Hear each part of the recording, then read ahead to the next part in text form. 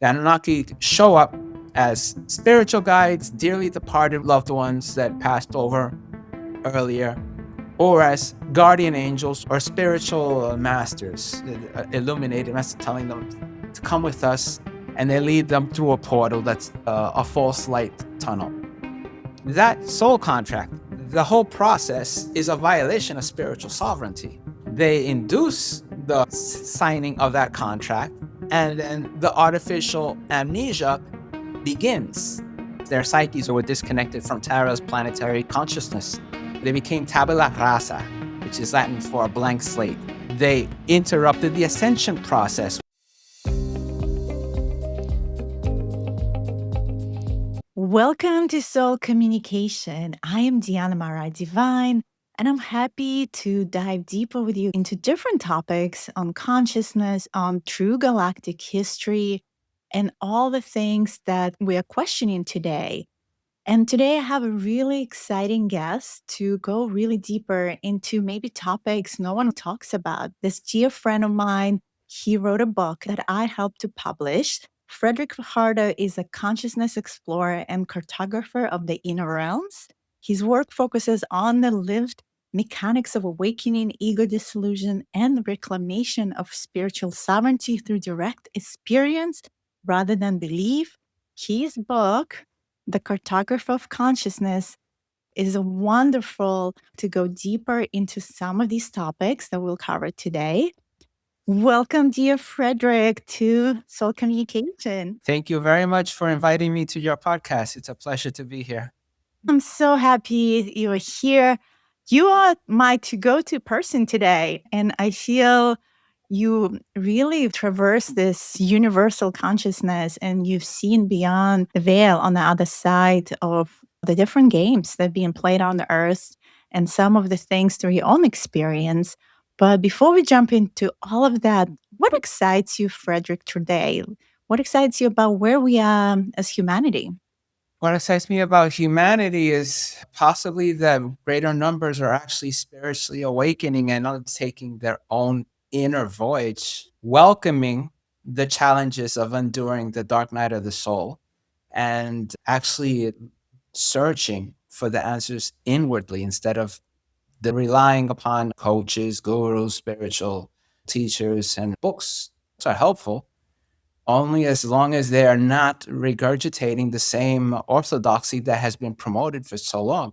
When I started my journey back in the 1980s as an adolescent, there was almost nothing on these subjects. The phrase New Age movement, they had sections in bookstores, but it was very little. It was just basically like numerology, astrology, occasionally something on the Kabbalah or channeling. There wasn't really anything to guide anyone inwardly on doing a spiritual awakening journey. I had to do it through trial and error for the 80s, the 90s, 45 years, basically. I started my journey around 15, 16 to mapping out consciousness. I was always fascinated with psychology and themes related to psychiatry, but I didn't like the way it was presented, neither in academically or even when I read books on my own. Even when I was reading Jung, it resonated, but they felt off. I was like, there has to be more to it than what's out here in books. And so I just started chronicling my own journey, mapping it out as a cartographer of consciousness. And I'm seeing that humanity is actually beyond the threshold of curiosity and actually endeavoring fully into investigating their own authenticity, what is their identity beyond the archetypes they've taken on because society has and their families and upbringing has imposed upon them, and shedding the masks. And the whole process of getting beyond the confines of the ego, which is traditionally with a gatekeeper, hindering them to go beyond certain boundaries within their own landscape of consciousness, is fascinating to see. Humanity is actually now questioning everything that they took at face value blindly without ever doing any introspection on. That's what excites me right now, especially in these troubling times. We're in interesting influx moment, timelines being built out, and we figuring out and choosing where we headed next. In your book, you talk about trifurcation process because a lot of people talk about bifurcation, where there's some sort of split that's going to happen. Tell us about trifurcation. What are the different kind of journeys everyone's taking or thinking they're taking? And I know there's popular term in New Age communities, Ascension, but you and I talked about how it's really about inward process and it's really Incension. So maybe walk us through what that exactly means. Yeah, since 2017, 2018, the community that was fully active in their spiritual awakening were only talking about bifurcation, and I was noticing that was wrong. And it falls into their indoctrinated perception of reality that everything is just two. It's dualistic. It's from the binary coding, the flawed binary coding that was imposed upon consciousness, which is stifling the potential to actually see beyond what is artificially imposed in this matrix with duality or bipolarity, bifurcation. It's two. It's always like good or bad, dark or light. It's not. It's much more complicated. And I realized it was a trifold process, and that everything holistically is always comes in a trifold process. That the holy triunity of source, okay, with divine feminine psyche, the sacred and masculine awareness, and the illuminated infant intuitive aspect. And then the tri-wave, also in the codings of the universe, which were stifled on this world to be seen only as binary, which is flawed. And the matrix here is also dualistic. So hence in the spiritual community was being pushed was bifurcation, which was just basically descension and ascension. No, a planetary ascension process. And when there's an intelligent species inhabiting a planet that's undergoing such, the species and the planetary consciousness undergo a trifurcation process. There's the descension, those that cannot acclimate and assimilate, or assimilate and acclimate onto the ascension journey, which is a widening of the frequency bandwidth in consciousness, expanding it outward energetically to anchor in higher frequencies of awareness and consciousness and cognitive identity. That's done on the planetary level and for the species, in this case, humanity.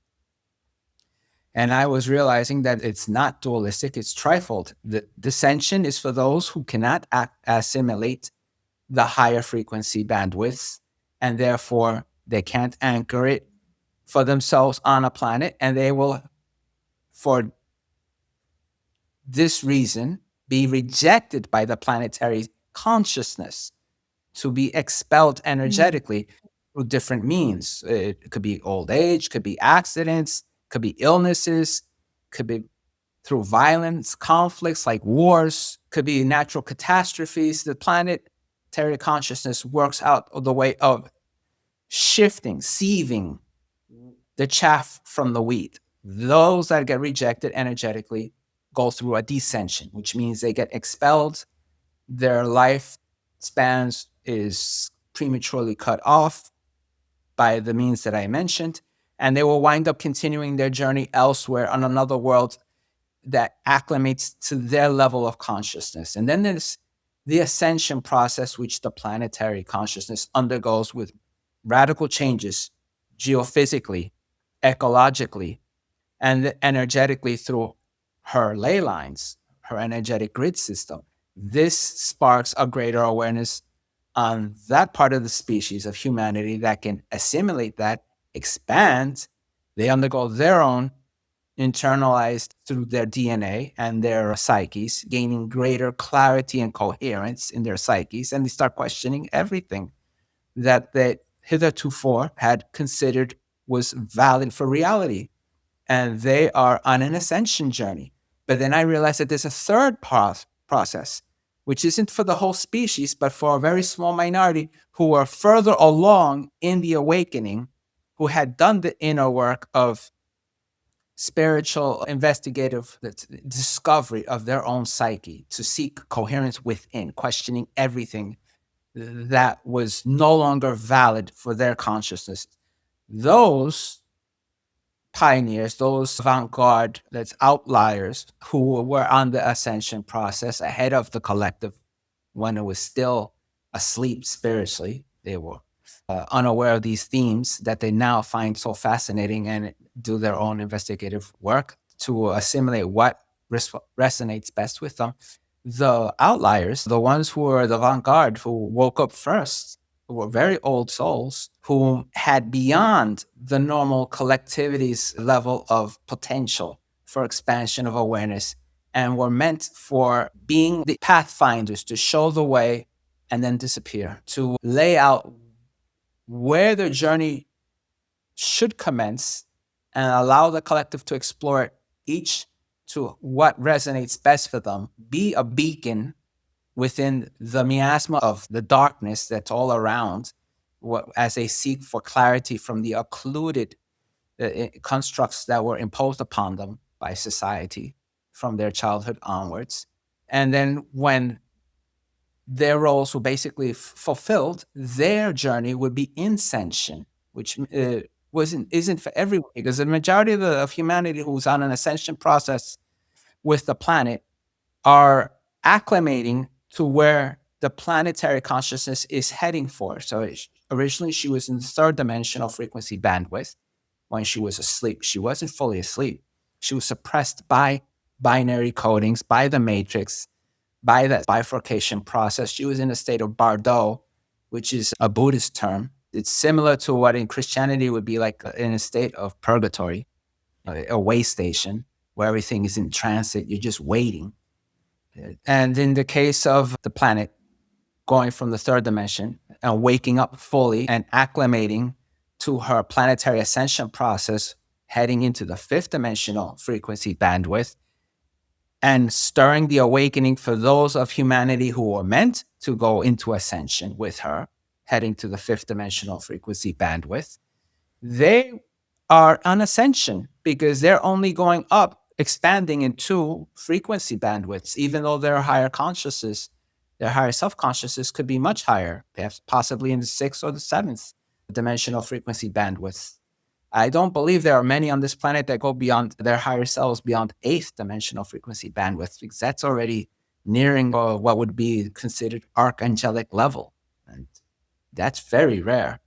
Those who are meant for Incension, who are very ancient or primordial consciousness that were put here to stir the awakening, to stir the slumbering humanity, to rouse them out of that lethargy in which they found themselves submerged, and to goad them to investigate internally whatever was their respective paths that they were going to choose for their inner quest journey, their through the dark night of the soul, their hero's quest. Each one of us is a hero or heroine on our journey. We all start off the same way with a clean slate in our mind. We're basically naive, innocent. So that's why they call it in archetypes the fool, because we're going on a journey without knowing where it's going to lead us to.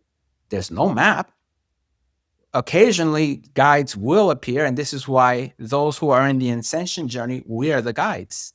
I include myself in that because I was searching for this since actually from my childhood. It was in my adolescence that it started accelerating basically what my role was supposed to be. And I always saw myself basically like that. Those who are familiar with the Lord of the Rings series, especially the films, are familiar with the character Gandalf the Grey, who later on became Gandalf the White. When I read the books as a middle school student, I always associated myself with Gandalf as the guide of the group. Very few really understood his ancient lore and wisdom, but they trusted him. He often didn't know exactly where the path was going to lead. He trusted his intuition. He was the one that was fully awake in the journey, and he went through his Incension. Those that were characters like the elves, and the exception of Bilbo and Frodo, who are hobbits who were allowed to go sailing to the undying lands, that's Ascension. They were the ones who were on an ascension journey. He went through Incension when he fell into the darkness with the Balrog and fought it, and then returned as Gandalf the White. He went a whole complete hero's journey. It's the easiest way to explain the dark night of the soul journey and the roles of going from the fool to the wanderer with the guide, in this case Gandalf the Grey, to Gandalf the White, and then returning out of the journey as the hero who was feared dead, like what happened with Aragorn when he went into the Vale and led all those trapped armies of warriors that were in a state of bardo. They couldn't find rest until they fulfilled an ancient oath to the last heir of Isildur, which was him. When he went back and defended Gondor and saved it, he became the king. He fulfilled his ascension journey. It's the easiest way to explain it for the lay person without going into all these technical spiritual terms that are used today too often, that will just cause those who are not on the journey, who don't understand it, to think everyone's delulu. We're not. They're just not ready for it, and that's not their journey. So sadly, Yeah. those people who this discord, and that leads to violence and conflicts because there's no coherence in the communication. There's no coherence in the relationship between the interspecies. And those who are always talking about we're going to 5D or fifth dimensional reality, if you can acclimate your consciousness to that, you will be inhibiting that energetically within your daily life. It's not a physical journey, it's an internal, emotional, spiritual, psychological journey. There are those in the collective who still think they're going to wake up in a magical world where everything's resolved and it's just we're in 5D. It's a golden age and a spiritual renaissance. It doesn't work that way. We have to do that in our own local space. I agree with that, Frederick, because it's kind of like a bliss trap in some ways, where it seems this is just going to magically happen for us. But we are the ones we've been waiting for, right? So no one is going to create that reality for ourselves. We are here to usher in that experience. And 5D is always here, right? All the dimensional frequencies are here. When you and I met and you used that word, Incension, and I started using it in my teachings too, it started really resonating deeper because I always said merge, or I would say that connection with the higher self. So it's not like we're going up somewhere. We're really having higher self merge with our current human self. And I think that's really the process. And Incension really feels even more correct because it's like going into that 0 point of the heart. It's really going into the essence of who we are. So not looking for that validation outside of ourselves, but just remembering the truth of who we are. And I think that's really the true journey, especially as there's so much noise out there and so much misinformation too, like you said, within the new age community. And I always encourage my listeners, and they know that we are here to go with resonance. Some things might resonate, some things might not. And so really choose wisely, who do you follow, who you listen to, and then not everything you hear is completely correct. Thank you for explaining the purification process. I do think we're in this really interesting influx moment, right? So some of us will pick different routes, whether we're aware or not. Those of us who are more awake and conscious gets to pick different routes. But there's a lot of talk also about what happens when we leave from here, when we die. We know that we are in this like recycling machine. This is all built, the system is built to bring these souls back here. In your book, you talk about the afterlife and some surprises you had on the other side. So maybe you can talk about that, because those are some of the choices in this process we have to take and prepare for as we want to maybe exit out of this reality game altogether. Some of us been here a long time, since maybe Atlantis and the whole fold of consciousness here. Afterlife review, what is that all about? Basically, a planet, when it has its intelligent species like humanity that exists here on Terra, that indigenous species has the possibility through its ascension process with the planet to go into a higher state of awareness of consciousness when they finish their physical embodied lifetime. So if they incarnated, for example, in the third dimensional frequency bandwidth, when they passed over, they should have, based upon where their higher self consciousness is located, if it's the 5D, the 6D, or 7D, they should have been able voluntarily to then go upwards to the 4D or the 5D in ascension process. That was hindered in this world when exoplanetary consciousnesses, collectivities of consciousness that were not indigenous to this world, came here from elsewhere, corrupted consciousnesses, and they wanted to colonize this world. Let's visualize the Spaniards when they went and discovered the New World. They found the indigenous species there. And they brought with them their own culture, their own hierarchies, their own laws, their own religion, and they oppressed the indigenous species that already had their own civilizations in the New World. It's the same thing that occurred here with humanity. And you're talking about This Anunnaki specifically. I'm talking about the Anunnaki who came here from the Syrian A star system, from their homeworld, Nebu'uru. Okay. They came here about, I'm going to be mentioning terms of years that most people won't be accepting because they've been indoctrinated to believe that humanity's only been civilized for maybe 8 or 10 millennia. The Anunnaki came here 400,000 years ago to use this world for its natural resources. They had already found, scattered around the planet, 12 different civilizations that were highly advanced and living in harmony with the ecosystem which they were assigned. They were guardians of the 12 stargates across the planet. And the Anunnaki, who were a fallen collectivity of consciousness and had their own structured civilization and wished to impose it on this world, much like what the Spaniards did with the indigenous, with the Incas, the Aztecs, the Mayans, and elsewhere when they conquered and colonized the New World, the Americas. So the Anunnaki did the same thing here. The first thing that they had to change was the planetary matrix, the energetic matrix grid system. Humanity was in coherence with the divine planetary consciousness of the world, with Theta. Okay, they all functioned not with spoken language, but telepathically. We didn't use speech, or I should say, humanity didn't use speech. Since I'm not originally from here, my consciousness is not from here. And the Anunnaki overrode the system. Each world has its own matrix system. The matrix is not evil. It's been used wrongly because of what Hollywood did with the film series, the franchise, The Matrix. And it's given the perception that the Matrix is evil and everyone has to escape the Matrix. Each planetary system has its own energetic matrix system. Matrix comes from the Latin word matris, which comes from mother.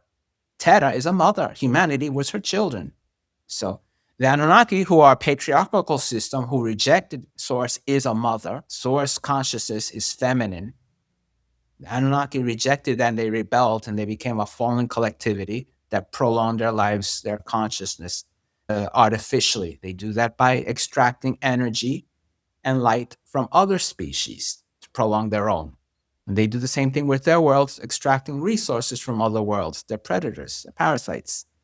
You can call them vampires even. The term is appropriate for them.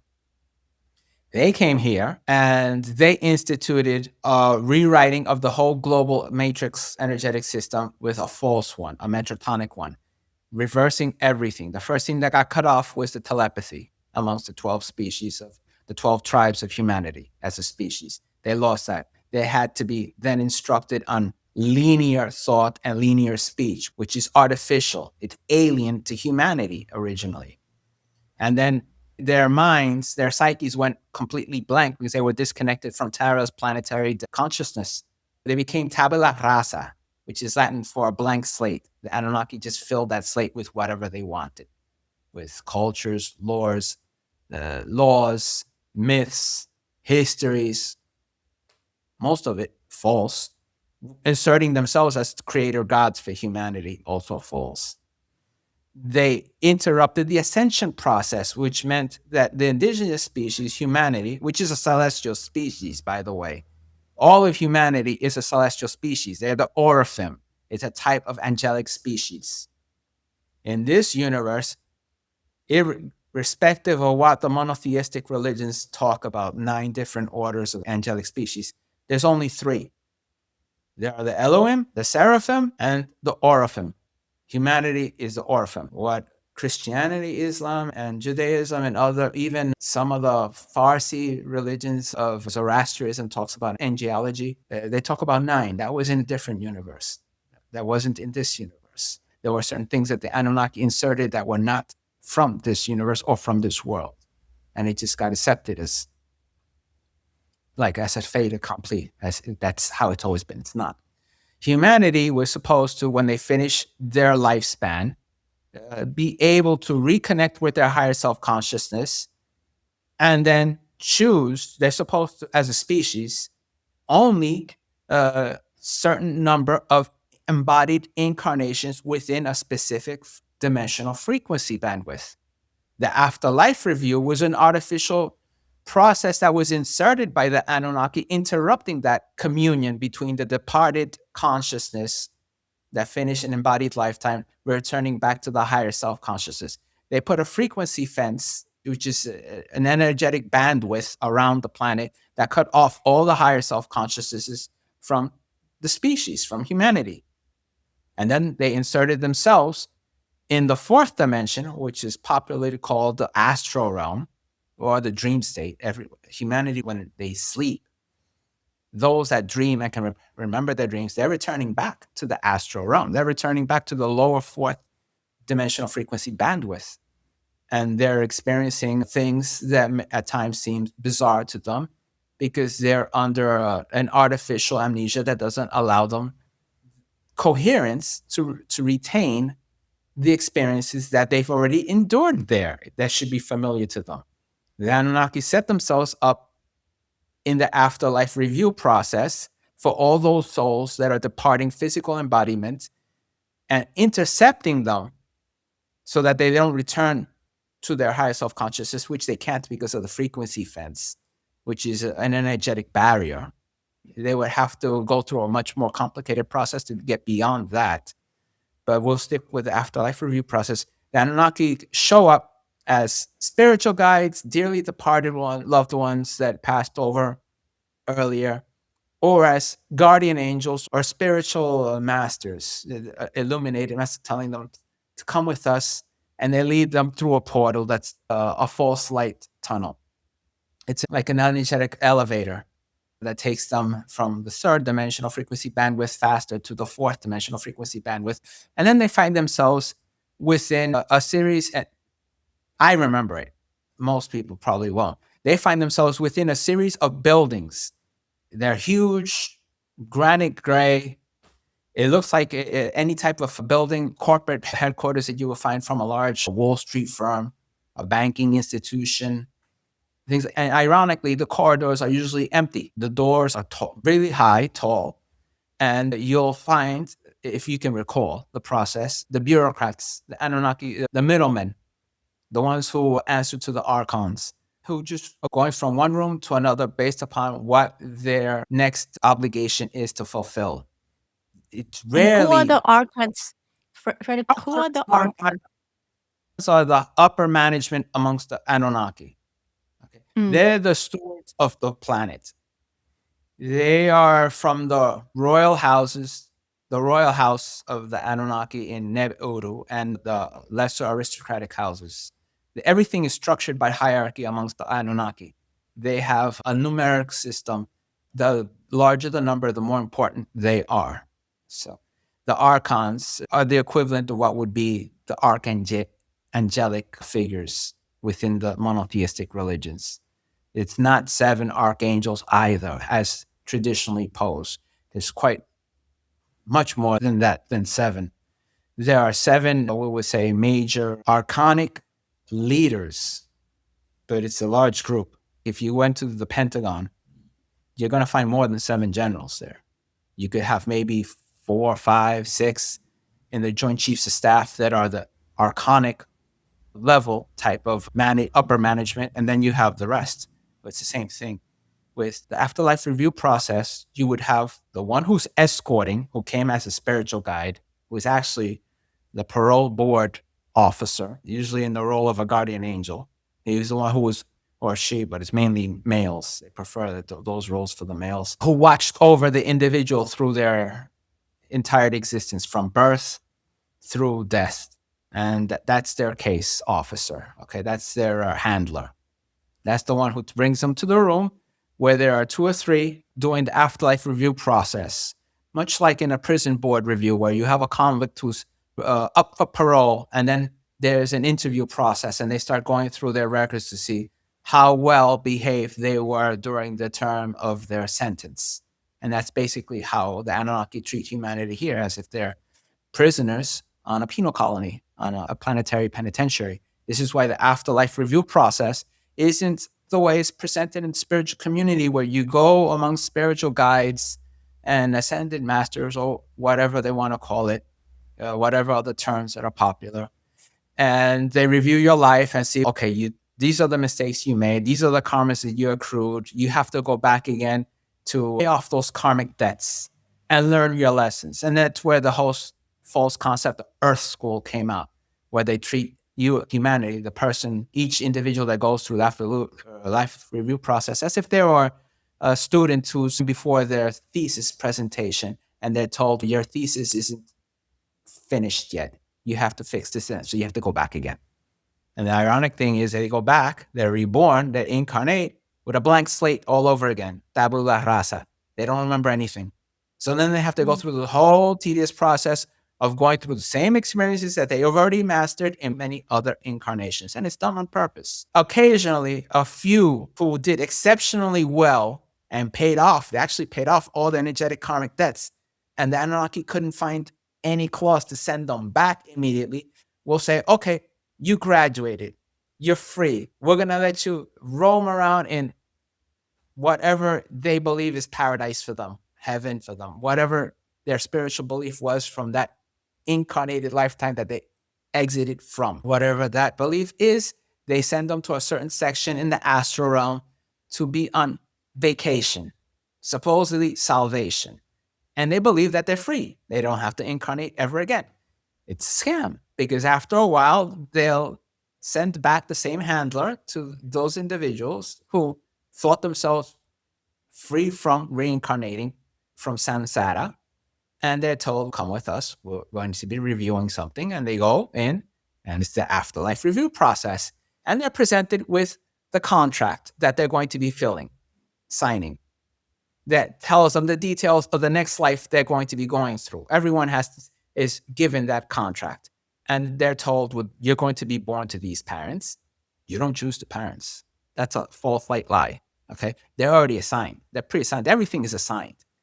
They tell them basically what they're going to be going through in that incarnated lifetime, what their purpose or role should be.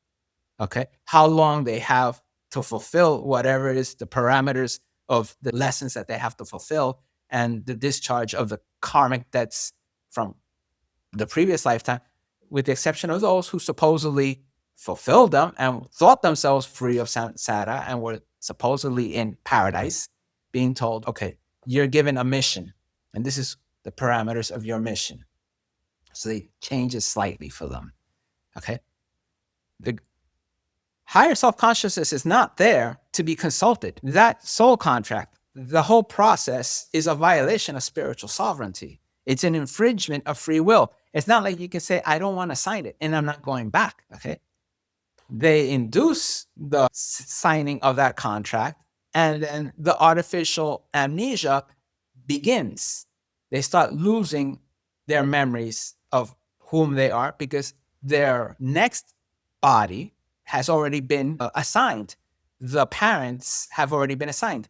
The embryo is already becoming a baby.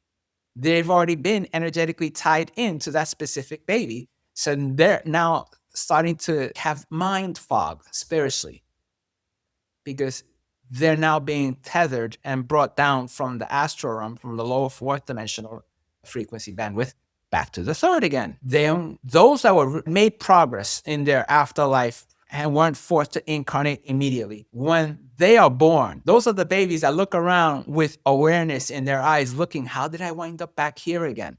And there have been humorous memes and photos that have been around in social media showing babies that are actually fully aware just at their birth. And they're like, how did I wind up in this nightmare again? Whereas the vast majority of them are oblivious. Those babies are the ones who were actually further along in their spiritual awakening. The Anunnaki in the afterlife review process don't allow a long period of time to be enjoying the astral realm because there's dangers to that. They start recalling their original, authentic spiritual history. And then they'll start be wondering how come they can't connect to their higher self-consciousness. Then they're going to start becoming rebellious. And that's going to create a problem. So, a couple of questions here. Isabella Green, a great friend, she came on my podcast a while ago and she pretty much described the same process, Frederick, as you have. So, I know this comes from a lot of your own experience as a walk in, someone who's really connected, and from her experiences as well and others. So, all of that makes sense. A couple of things I wanted to zoom in. First, these new children that are coming in, how are they pulled into this matrix? I know my kid, this is his first incarnation on Earth. How he got recruited in, that is a curious thought for me. And the second question is around kind of clarification on the angels. I'm hearing you say the angels that we think are angels or the guardian angels are really Anunnakis that are shapeshifting into being angels on the other side, right? So it's not the true angels. And then I guess the following question then, how do we make sure we're not coming back into this recycling loop? Is there a way out? Is it through the Incension process? How can we exit out so we're not part of this little game of Anunnakis? Okay. Let me answer first with regards to the new children being born, like your child. And then I'll Yeah. answer the second half of it with regards how to avoid the Incension, the deception of the Anunnaki with the angels. The children that are entering now amongst humanity are not the same that have been recycled endlessly for thousands of years. Totally different species. They're not even from this solar system. And they're enlightened. Myself in that because my higher self didn't want to come here. It was a mission assigned, but that's another issue. The children that are coming here, there were two waves that were coming in. There were the Krystal children, and then there were the rainbow children. And both species are not even from this Milky Way galaxy. They're from the Andromeda galaxy. They're much higher. They would be the equivalent of actually higher angels compared to humanity, possibly at like seraphims. And most of their higher selves will most likely be at the archangelic level in consciousness. Okay. I don't like using the word archangels because of the connotations it has, but their consciousness from their higher selves would possibly be at that level, seventh and eighth dimensional consciousness, much higher than humanity. That's why there was ushered in, and there were legends amongst certain indigenous groups across the planet, South America, Australia, and Africa, that they were going to be coming, that this was going to be their time. And they were meant to break the paradigms and the barriers that were hindering humanity's spiritual awakening. Their presence alone here was to anchor in the full planetary ascension process between the planet, her ecosystem, and humanity as a species. And these children have come here with greater awareness. Their psyches were in complete coherence, in harmony. This is why their perceptions, and when they communicate with their parents and even with their teachers, they come up with observations that would sound like someone who's really sagacious, someone with deep wisdom, and they pronounce it with such innocence, as if it's obvious to them. Why isn't it obvious to everyone else around them? And that's the beauty of the Krystal children and the rainbow children.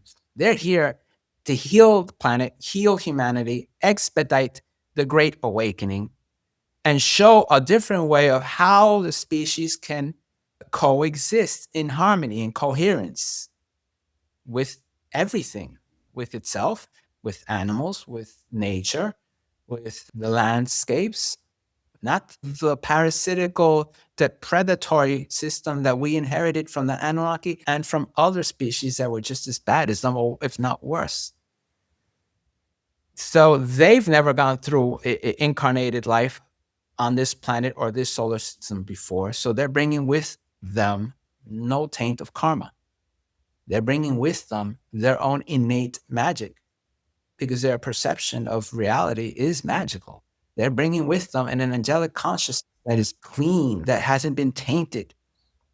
And I don't mean tainted by sin, because that's religious. I mean tainted by spite, envy, pettiness. They don't have that. And they're showing us how we once were as children ourselves before the system started imposing the divisionism in within ourselves. And that divisionism starts internally and then propagated to the rest of the species. With regards to the second question, how to avoid that divisionism that I was speaking internally, it begins with the psyche. All those incarnations, and this is what most people are going to find challenging to accept. It's not reincarnation. Reincarnation is giving the impression that you've lived many lifetimes linearly. It doesn't work that way. You're living, each individual on this planet is living other lifetimes concurrently on parallel historical timelines. Depending on where that historical period is, that particular aspect of the psyche had been assigned to incarnate into is where they're at. The psyche is what got divided. The divisionism is what occurred because of an Anunnaki interfering artificially. Humanity never had that. They had a particular incarnated lifetime assigned to them with a coherent, unified psyche. The Anunnaki came here, and with their afterlife review process with the first generations that ended their physical embodiment after they conquered the planet, they did it gradually in waves, were subjected to the fracturing, the fragmentation of their psyches. And each fragment was then assigned to be born to incarnate in a different historical aspect of parallel timelines. So it's the incarnations or reincarnations. They're taking place concurrently. If a particular person has had 7 lifetimes, and that's low, that's a low number, it's extremely low. So that's possibly someone who came from another planet and just got stuck here, like on a mission. Because the vast majority of humanity have gone through hundreds, if not thousands. That's how many times their psyche has been fractured and fragmented to be then dispersed through timelines concurrently. All the timelines are taking place and overlap. They're parallel to one another. It's not just one timeline. It's endlessly, and they keep fracturing them. And they did it the same way that like finances is done with central banks when they fractalize currencies. It's a devaluing of currencies done in the financial world where the Anunnaki devalued the psyche, the coherence of it by fragmenting it to avoid being stuck in that loop, endlessly recycled, endlessly reborn in other timelines that are taking place concurrently, juxtaposed. Okay, one of the psyches has to fully awaken spiritually. Usually that's the most modern timeline, the most modern. It could occur in any of the others, though. There are instances of, let's say, ascended masters that have gone through that in different timelines of their other incarnated selves, and they were able to tap into it and then start bringing back in those fragments. That's where the real spiritual journey begins, is restoring coherence of the psyche, which means the moment one individual, and most likely it's the most modern timeline, spiritually awakens and starts asking these questions and does the introspection and then actually goes inward in the dark night of the soul journey. That's the journey. It's the recovery of those fragments of the psyche. And then that means that individual has to somehow find a way to access those other timelines, to empathically, telepathically connect to those other aspects of its psyche, which is very difficult. That could take decades of intense spiritual discipline, which is the kind of work that yogis and Buddhist monks actually do. For someone who's not like that, the only way is to fulfill the journey as much as possible to restore coherence internally in one lifetime, the one that's being lived, and to avoid going along the afterlife review process. Doesn't matter what the spiritual guide, angel, guardian angel, beloved loved one, whoever shows up once one finishes physical embodiment, passes away from the body, there's a 72-hour process. All cultures around the world know about it. They talk about it. The 72 hours where the soul, the psyche, is like watching the loved ones and going through, remembering all the things that occurred in that incarnated life that ended. They're usually accompanied by that guardian angel or a departed loved one that came for them or whoever. That's the handler. It's the Anunnaki handler. The ideal is to go through those 72 hours with the implicit purpose of saying, I'm not going through that tunnel and I'm not going with you. And from the moment that they show up to come to collect you and guide you, they're like, no, I'm not going with you. And there's nothing they can do to force that psyche, that departed soul that finished their physical body to go with them. They will threaten, they will menace, they will guilt trip, they will gaslight, they will project, they'll do anything possible, but they can't force you to go with them through that tunnel. That tunnel, that false light tunnel is only open to that individual soul or psyche for 72 hours. Once the 72 hours elapses, that Anunnaki handler has to go back through the tunnel before it closes. The tunnel closes and it's all a broadcast. It's being broadcasted from beyond this world. Okay, they have technology that causes that. And that soul suddenly finds itself alone. But it's awake. The 72 hours lapse allows it to suddenly recover its artificially stifled memories. The amnesia is gone. It starts remembering all the other lifetimes. Now, it can't go to the fourth dimension. It can't go through the frequency fence yet to return back to the higher self.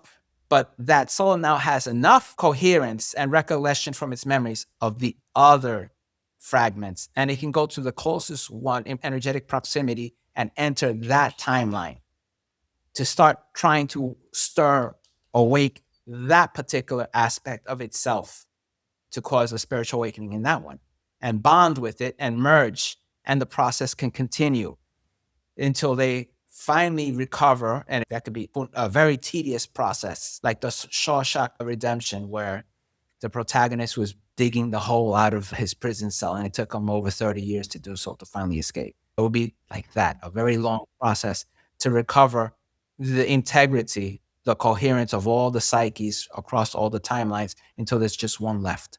They're all reintegrated. When you have that kind of coherence, then there is enough spiritual energy for that awakened, emancipated soul to go through the frequency fence. There's nothing they can do to stop it. And then reconnection to the higher self can occur. That's the hard way. The easier way is the individual who does the spiritual awakening and is aware of this process to align their chakras in harmony to get them to resonate in the proper frequency, because they're all reversed. The spins are wrong and they're not all going at the same rate. So this is why spiritual awakening is hard for humanity. You have to fix the chakra system first. And it's not 7, it's more than 7. It's more 13 of them. But to align the 7 properly, as long as the spine isn't damaged physically, the Kundalini awakening can spontaneously take place. There are those who take Kundalini yoga. It's a masculine path. It's a slow, tedious path. It's not the most holistic way of awakening the Kundalini, but that's what's popular with people in the spiritual community. The actual flawless, effortless process is the feminine way, spontaneous. The Kundalini natural. activation way, which is what I Kundalini teach when I activation. activate. Yeah. The feminine way.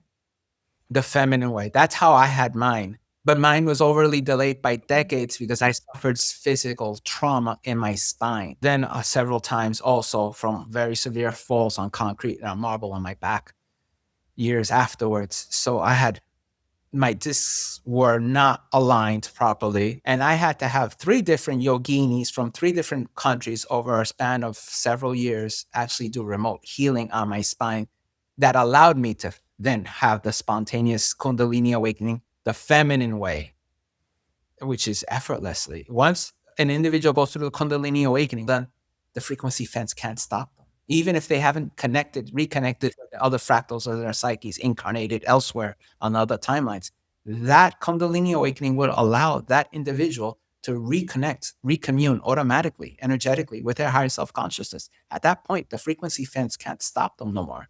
And at that point, the false light tunnel and the heavenly sound has no effect on them either. This is where those who have gone through the Kundalini awakening start facing challenges and energetic attacks on them because they've become a threat to the false matrix. They have completely gone beyond the scope of the parameters of the energetic containment field for them.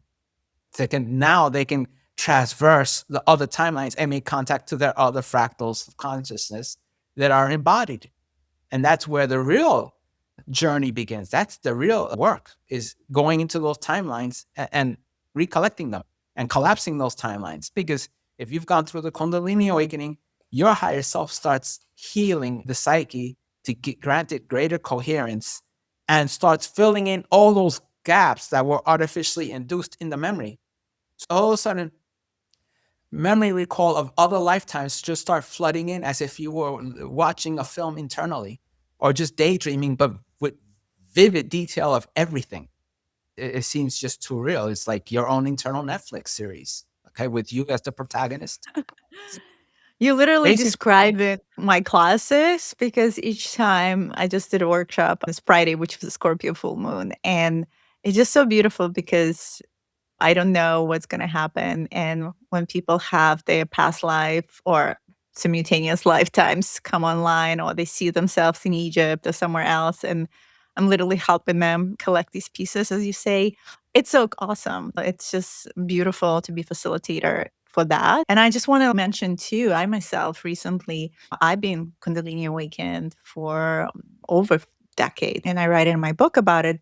But I didn't realize when you were talking about the fragments of the psyche, how deep is that collection process. Even when I thought I was completed, I wasn't, because I was just on Tuesday at a cacao ceremony with a shaman who usually does ayahuasca ceremonies, but he was singing those beautiful icoros, the sound vibration and the tools he was using. And I was collecting more pieces. I was in deep Kundalini waves. I collected the last one, which I didn't realize I didn't fully integrate, which was my Mayan shaman. And then when it all came together, I went into this beam of light.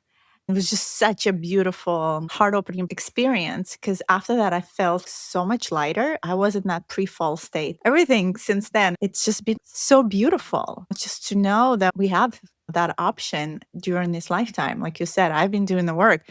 It has taken me a long time to even come to this moment, but I am just anchoring this lightness in me, this playfulness, this original blueprint, as you were saying, of Orifeme that has been fragmented through this recycling program of theirs. when we go through that retrieval process, it's akin or similar to a deep sea diver who's looking for a shipwreck, possibly like the okay, where they're trying I to like that. retrieve. That's a really nice metaphor. That's how it is for those who have gone through the Kundalini awakening and then are now diving into those other conjunct timelines, those parallel historical timelines. They're doing deep sea diving, retrieving their psyches. Okay. It's exactly like that. You come back up for air, then go back down again because you can't do more than one or two historical timelines quickly. You have to go through a process of decompression from that historical timeline of retrieving the particular fragment because that psyche has its own karma, its own traumas. You have to heal the traumas and then you have to pay off the debt. And you pay it off living out that karmic debt in your own life. It's challenging. This is why it's easier for an individual who doesn't have a family or external obligations unto others and can dedicate more time internally to doing this process. My Kundalini awakening was postponed because of the traumas I had in my spine, and it took place only in 2019. So it's only 7 years. But I was doing most of the work internally without realizing it, identifying the timelines within my psyche, which I thought originally as a child I was just daydreaming. Turns out, no, they were actually fragmented memories that were guiding me. So I basically had like part of the maps of which timelines I had to go to. So it expedited once I had my Kundalini awakening where I had to go without wasting time. And there's no such thing as wasting time. Time's all an illusion. But I mean, with not wasting the moments that were necessary for me to do it in this incarnated lifetime, to find those, diving in. And then, like what occurred with you, there were a few that I had not identified, that I wasn't aware of, and I had to go back into those. Once those fragments of the psyche have been recovered, like a deep sea diver finding treasure, a precious cargo that needs to be brought back up, those timelines have to be sealed. Otherwise, they'll start bleeding in the individual, and then they'll be blurring with memories from that lifetime with the present lifetime, and that could create psychotic breaks. That could create mind fog. Those timelines have to be closed. It's best not to romanticize other lifetimes. It's better to see it as a dry process. Okay, this is where I was in one particular historical era, and was the role that I played. Fine. Now let me retrieve it, incorporate it. What were the lessons I can learn from it, extract? What's useful, what isn't?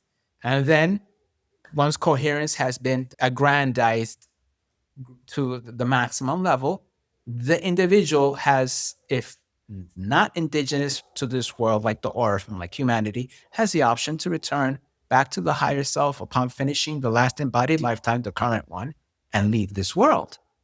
Those are the starseeds. The Earthseeds are humanity, those orphan who are indigenous here and who will continue their journey here through ascension. The planet has now energetically embraced and stabilized in the fifth dimensional frequency bandwidth. That is the same thing that has to take place for humanity, for those who are meant to stay here and can assimilate and acclimate to that frequency bandwidth in consciousness. So when they finish this embodied lifetime, they will die, they will leave, and they will reconnect to their higher self consciousness that will send them then, will choose for them whom they want as parents, what kind of life they want, where do they want to experience that.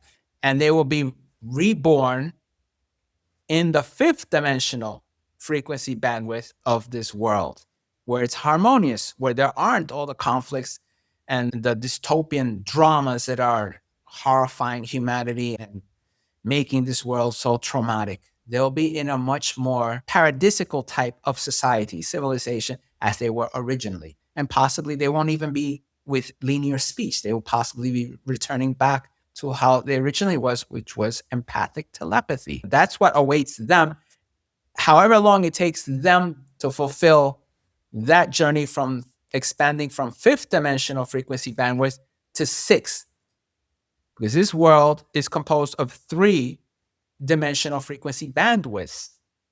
Tata, that's the name of the planetary consciousness of this world, is fourth dimensional, fifth dimensional, sixth dimensional. When humanity finishes expanding its consciousness beyond sixth dimensional frequency bandwidth, they will leave this world, which is exactly what happened to the species on Venus when they went through their planetary ascension process. That species went from fifth dimensional frequency bandwidth to the sixth, and they departed Venus. They left it.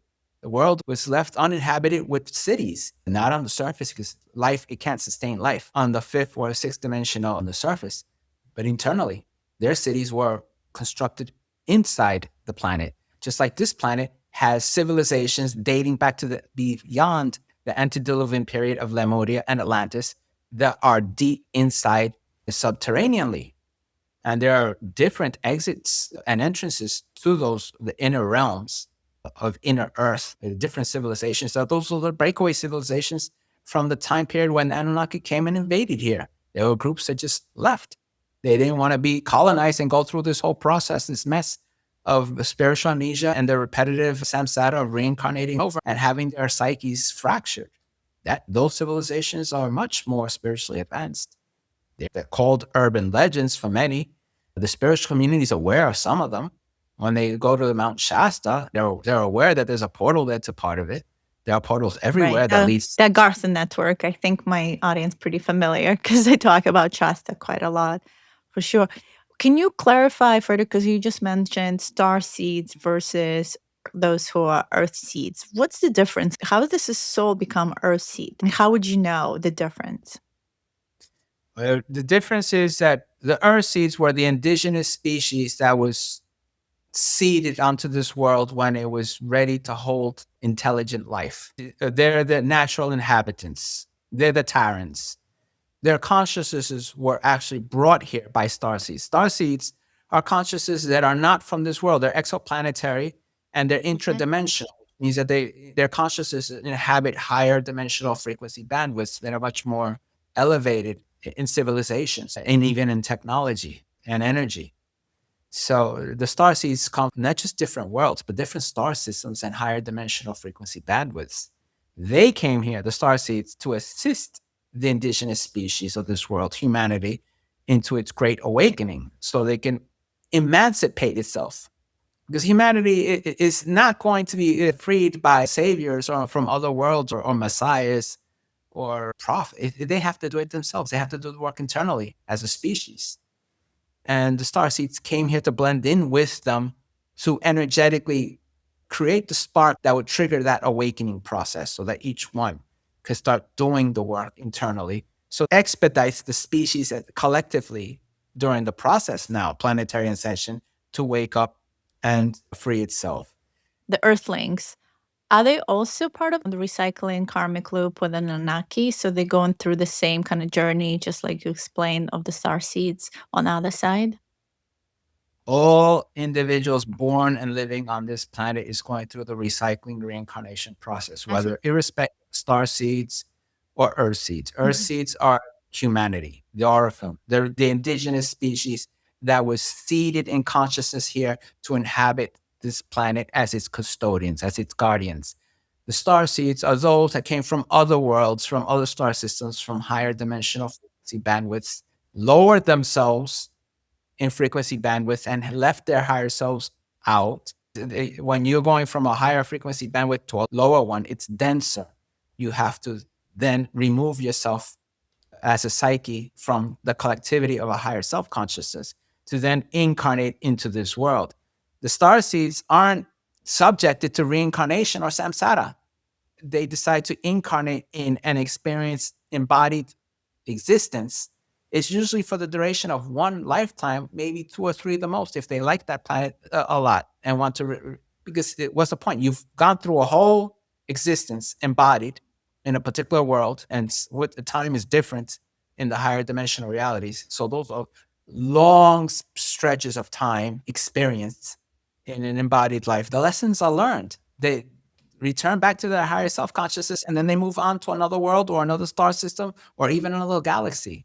Because the purpose is to gain experiences that would energetically enable the consciousness to expand and grow and evolve to a higher state of consciousness by adding more nutrients to the coherence of the process until the journey is fulfilled and the higher self returns back to its monadic self consciousness, which is much higher. And that journey ends whenever it's time and it departs from a universe. So the star seeds don't go through samsara. That's an aberration. Just like soul contracts is an aberration and an infringement on spiritual sovereignty. No planet outside of this world has soul contracts. Okay. Interesting. I didn't know that. That's so this is very much Anunnaki way of tying us here. They made up the soul contracts. They made up everything. They tethered humanity. They fractionalized. They see humanity as a currency, as an energetic currency, as a source for themselves. They extract from humanity's suffering the energy that they thrive upon to prolong their lives artificially, because they take from the life force. I have so many questions. We can go on for hours, but there's one piece that I did want to zoom in as well, because it's in your book. It's one of my favorite chapters that clarified a lot of my own connections, specifically back to Anunnaki. When did they really arrive? Because you mentioned it was thousands of years ago, much further than we think. But you do mention how there were these celestial, you could call them deities, goddesses here, such as Sekhmet, Shishat, and others that were upholding this law one, the cosmic truth, in the Emerald Order. And then when Anunnaki came, they installed Isis as the final Ma'at, or the final high priestess that rules this realm. Can you talk a little more about that? Because I think there's confusion sometimes about what exactly is There's Atlantean versus ancient Egypt versus Egypt, and blurry lines of remembrance for many, because many are remembering Egypt. And I just want to be very clear with my audience, because I think Frederick really helped me to see the difference. the thing, humanity has been passed down or falsified history that's been greatly distorted and altered. And that goes also with the mythologies. The Ma'at, the Egyptians' deities that supposedly were worshipped, they weren't worshipped. They were venerated and revered because these were advanced souls that came from all the star systems and higher dimensional frequency bandwidths. The older ones, like Ma'at, isn't a deity. That was a title to a representative of the divine feminine psyche embodied in the individual who would be called the Ma'at, who was the teacher, the mentor, the guide for all the high priestesses and high priests, for all the hierophants, for all the seers and oracles. The Ma'at was in constant communion with the consciousness of the universe. The universe has her own consciousness. The consciousness of the universe is feminine and was a type of addendum from source. So the Ma'at was basically like the voice for the universe, passing on the law of one, all the universal laws, all the teachings, spiritual sciences that were necessary for civilizations to flourish, that were already codified under the Emerald Covenant, which was an interdimensional, metagalactic association of consciousnesses. Okay, metagalactic meaning that it's more than one galaxy was involved. Okay. And the Ma'at, which eventually devolved as a goddess of truth or justice, that's not what she was. These individuals, these women, they would have been considered ascended masters that were assigned that role here. The earliest Ma'ats all came from the Lyran star system. The first one's from Aramatera, later on from Aveyron, and then later from Vega. Some of the names were preserved as goddesses because of what occurred with the civilization that existed in the Nile Delta was not ancient Egypt. It was ancient Kemet.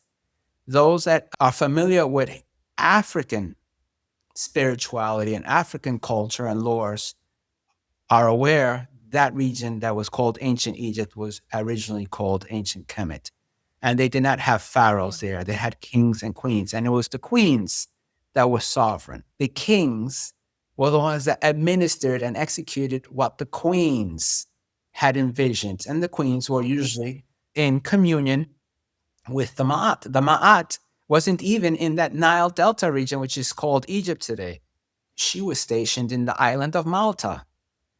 The 12 different tribes, which were the 12 different civilizations that were the custodians of each Stargate, would always send 2 or 3, usually it was just 2, but sometimes 3 adolescents that were usually the children of the particular reigning high priest or high priestess or seer oracle, because it was always from that lineage, who would go to make the journey with their custodian or guardian to the island of Malta from wherever they were on the planet. And there was the original first mystery schools. The Ma'at had her attendants. These were other advanced teachers from other star systems themselves, usually from the same star system or exoplanetary reality that particular Ma'at came from. Some of the names were reserved as goddesses in ancient Egyptian pantheons.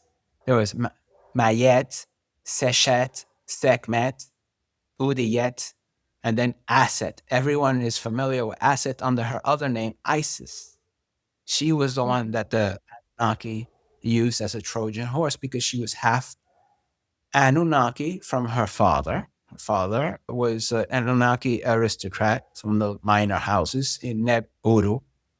But her mother was a royal princess from the Pleiadian star system, and she had attended the mystery schools in Alcyon and in other worlds in the Pleiadian star system with her twin brother, Osiris, who became familiar as Osiris, and with Thoth. The three of them went to the same mystery schools in the Pleiadian star systems before they came to this world.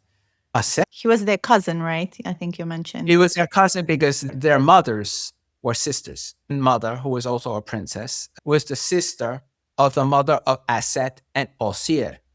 So Thoth, Isis, and Osiris are actually cousins maternally. They different fathers, though. Their fathers, who were Anunnaki, were not related. They were just from two different minor aristocratic houses. It was actually Thoth's idea of using Aset, as she was the last real Ma'at, to get her to go onto the Anunnaki agenda and break away from the Emerald Covenant and from the Law of One and start distorting everything. And it was between the three of them, Aset, her brother Osir, and Thoth, that they overthrew the ancient kingdom of Kemet, which was one of the most enlightened spiritual civilizations, and they replaced it with pharaonic Egypt. So setting up Set stepped down as the last real Ma'at, so she could become the first pharaoh, goddess queen of ancient Egypt, with her brother as her husband, as Isis and Osiris. The Anunnaki love rebranding their identities and changing names and taking on new masks or roles constantly. They've done that for many millennia on this planet through civilizations. So it's difficult tracking them down if one isn't familiar with their personalities and their behaviors and how they interact when they're ruling. Once you know the pattern, it's easier to identify them. And that's what happened. Set rebranded herself as Isis.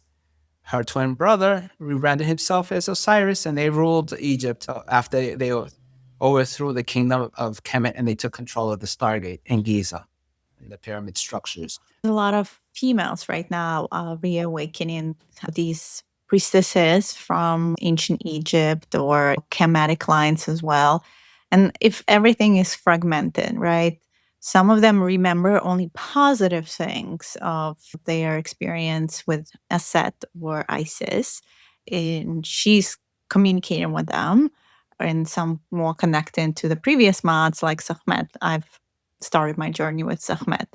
This is where I want to highlight this whole false light, where sometimes it's really hard to tell. It's so trickstery and part of this whole Anunnaki game of what is good, what is evil, what aspect of me is actually getting re empowered, and which aspect is just still subjugated to this game. It's the trait of the Anunnaki. They are trickster entities and they love playing games. They came up with the game theory process and supposedly propagating amongst the community, the collective, that life here is a game. It's not a game. It's an insult to trivialize life to a game. And that's what the Anunnaki have done. The problem with those women in the collective who have awakened and have recollections of having been high priestesses of Isis and only have positive memories, why should they have negative memories if they faithfully served an Anunnaki cause and they reaped the benefits from it?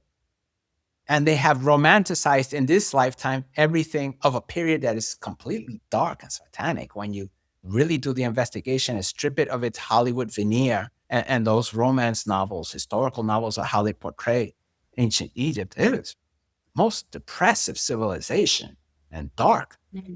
But if you were a high priestess serving Isis, you lived extremely well and you were disconnected from the suffering of the masses.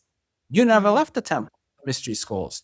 You had no direct connection with any of those peasants that were struggling just to survive. They lived in complete serfdom to these Anunnaki and their spawns as oppressive overlords. So there are those who have the recollections of the Kemet and they can tell the difference energetically. The problem is when life specific historical timelines are romanticized, and false light tends to use a certain percentage of truth and then masks it with a romanticized lie to make it palatable. That's a consciousness trap, and that's the problem with the collective. And those are usually Luciferian entities amongst the Anunnaki who are false light, because the Anunnaki are two different bandwidths. And then when you try to show that to those females, those women in the collective who have recollections of having been high priestesses of Isis or served in the mystery schools of Isis, you try to show them they go into cognitive dissonance because emotionally they're identified to that because that's what they experienced and it was beneficial and harmonious for them. And then it's like you're threatening their own identity and psyche. So you become a menace, even though you're showing them a truth that they possibly weren't even aware of in that incarnation, in that timeline, because they were isolated from all of that. And that's the result of the gilded cage. It's like what happened with Siddhartha Gautama before his awakening as the Buddha. He was a prince, pampered in Nepal. His parents were the king and queen. He had a beautiful wife who was a princess. He had his own child who was adorable, but they always kept him in the palace. They were terrified of him leaving the palace grounds and actually seeing the poverty and the suffering in the kingdom of Nepal during his time period. And one day he escaped his handlers and wandered off, and he actually saw it firsthand. So he was introduced to a totally different reality beyond his gilded cage. This is what didn't happen with those women who were high priestesses to Isis, or even possibly served alongside of Isis and have memories of that. They never escaped the gilded cage. They never saw the horrors of what was occurring to mankind or to humanity. Siddhartha Gautama saw it and he abandoned everything and pursued his spiritual journey until he reached real enlightenment as Buddha. And Frederick, in terms of timeline to level set, so everyone is clear, because everyone talks about Kem and Atlantis and Lemuria. Are they all kind of coexisting at the same time, more or less? Lemuria started first. It was a large supercontinent that sprawled the Indian Ocean through the Pacific Ocean. What's left of it is the archipelagos of Indonesia and the Philippines and part of the Tahitian Islands and Hawaii. Those are fragments of Lemuria, okay? It existed about 25,000 years prior to the rise of the Atlantean civilization. They were concurrent. It's just that one started earlier than the other. The Atlantean civilization was a large supercontinent in the middle of the Atlantic Ocean. It underwent changes from cataclysm events, earthquakes that broke it up into archipelagos, and it became three kingdoms or three of the Atlantean civilization. One in Bermuda, which was large islands, the Caribbean islands, which was the second kingdom, and the British Islands, which was the third easternmost kingdom and the least developed one. The ones that were most developed were the one in Bermuda and the Caribbean Islands, those two kingdoms. And then you had Kemet. Kemet was about the same time as Atlantis, maybe slightly after Atlantis is the Atlantean civilization. The Atlantean civilization went through a golden age and then it suffered the cataclysms and then regained itself and went through a silver age. The golden age that's talked about in the spiritual community of Atlantis isn't its real golden age. It's actually the end of its silver age, just prior to when it became corrupted. They considered it a golden age because that's when it was in its zenith in technology. And most of that technology was actually exoplanetary. It wasn't from here. It was brought here. And the Atlanteans mastered it and get further. Okay. Where was it brought from? Is it mostly from Orion, Maldek? Is that where the technology was brought from? No, it actually came from the Sirian B star system. From the Thula star system, which people here call Sirius B. It came from the Adari. That was the homeworld of the Sirian beings. It was brought here because they wanted to help the Atlantean civilization recover itself from the suffering of the cataclysms. The civilization was rebuilt, and they were granted a technology that was much more advanced. That Lemuria didn't have it, Kemet didn't have it, and the Atlanteans mastered it, but then they got infiltrated by Anunnakis. First in the Northern Kingdom in Bermuda, and then gradually in the Caribbean islands. And the Melchizedeks, which were the priesthoods of the Anunnaki, patriarchal, they started distorting the benevolent, harmonious use of this technology for militaristic purposes. Okay. And they started using it against Kemet because Kemet was like a rival to Atlantis. They all coexisted around the same time period of flourishing. We're talking more than 25,000 years ago. And what about Lemuria? Lemuria's destruction, Mhm. the Holocaust of Lemuria was about 50,000 years ago. Atlantis was in its process from the Golden Age to its Silver Age. It was still a civilization. It hadn't reached its zenith as a superpower, as what's romanticized amongst the community, while Lemuria had perished. Atlanteans taken down? Was it Atlanteans that No, actually were the no. cause of Lemuria sinking? It was a combination of the Siakar Draco reptilians infiltrating Lemuria subterraneanly and causing disruptions with the seismic activities on the landmass because they had gas pockets that Yosemite, like the Yosemite Mm. Park with the guy. North America is filled with a lot of subterranean volcanoes. I don't think most Americans are aware of it, but there's hundreds, if not thousands, of subterranean volcanoes and magma lakes across all of North America, and they're seismically active. That's why there's so much seismic activities and earthquakes. Lemuria had the same problem, and the Draco reptilians, to resolve that problem, the Lemurians set off those gases to flush out those warrens and eliminate that destabilized the landmass. And then the problem was Thoth led an invasion with Ea Enki, and Yu and Lil, the princes of the royal house of the Anunnaki, and they caused the Lemurian Holocaust. They brought in the Draco reptilians as mercenaries, and that's a lot of women in the collective have recollections of having been taken off world and subjected to horrible things and forced breeding programs for hybridized races. And this is why there's a certain percentage of those who are spiritually awakened who are women who don't want to be mothers. They don't want to have children. They have recollections of that horrific episode of the Lemurian Holocaust. Lemuria and Atlantis were contemporary for dozens of thousands of years. By the time Lemuria had disappeared, Kemet hadn't risen yet as a civilization. Kemet was much closer to Atlantis. We're talking 25, 30,000 years ago. Okay, this refutes what archaeologists and anthropologists and even historians will say because they know it refutes then the lies that have been perpetuated in history books and encyclopedias. Civilizations are much, much older than what humanity has been led to believe. When the Kemet civilization fell and became Egypt, that was about 10,000 years ago.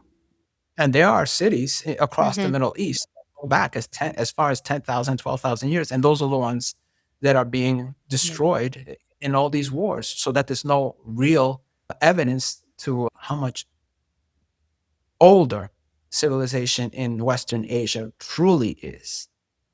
But all of this will eventually come Mm. out one other with when disclosure occurs, because everything's being refuted now archaeologically. There are contradictions that can't be answered by the traditional responses archaeologists and anthropologists and historians have given. Okay, and it's like the same with India, ancient Bharat, which is the original name for that region, the Indus Valley. The Rama civilization is much, much older than what they give credit for in history of only 4 or 5,000 years. It goes back almost as far as ancient Kemet, at least 10 or 11,000 years. And those temples have preserved the historical accuracy of their antiquity.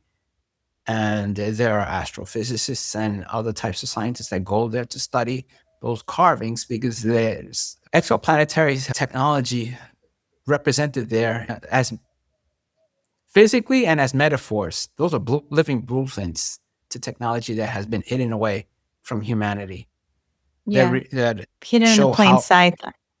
hidden in plain sight. Exactly. Because if you go to the pyramids, like there are tourists who have seen carvings in the hieroglyphs of helicopters, rockets, astronauts, Right. bicycles, airplanes. And when they point them out, the tour guides just try to brush them off and move quickly along. The same thing in certain of the temples that tourists are normally not given access to deeper in what is now called Egypt, that was ancient Kemet.